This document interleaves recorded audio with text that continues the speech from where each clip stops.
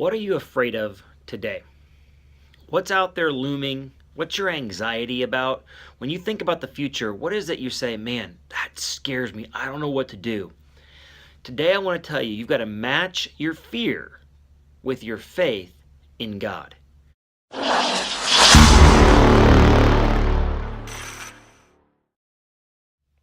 In Joshua chapter 11, they have already defeated Jericho. They've defeated Ai. Then they defeated the kings of the south. And now the biggest challenge to date is coming at them. The kings of the north. Jabin gets together a bunch of nations from the north, and they have chariots, they've got horses, and their soldiers are like the sands of the sea, the Bible says. They're outnumbered, they're outgunned. Now, what are they going to do? The Bible says they were afraid. And God says, don't be afraid. Trust in me.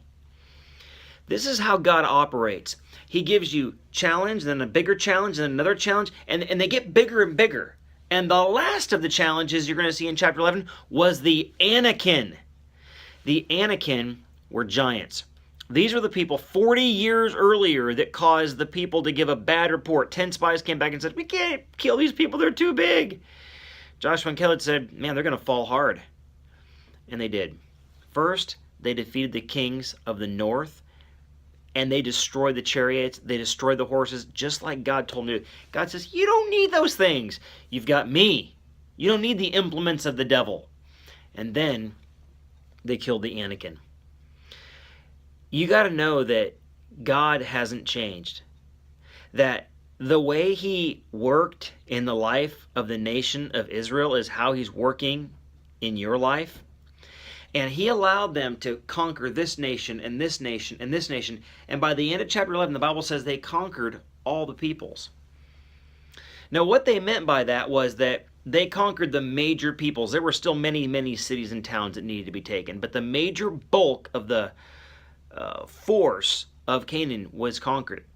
But God was going to have the tribes conquer their own little territory. So that each tribe gets a piece, a 1/12 of that nation of Canaan, which would become Israel.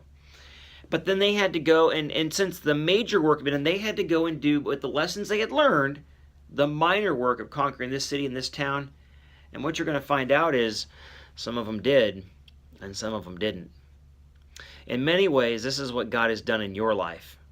He has broken the power of Satan and sin on the cross. He has given you all the weapons you need to fight. But fear is one of the biggest problems we have. And the only way we can conquer fear is with faith. Not faith in our ability to do whatever we need to do today, or whatever anxiety you have, or in any outcomes, but faith in God who holds all of the outcomes. He's broken the power of fear.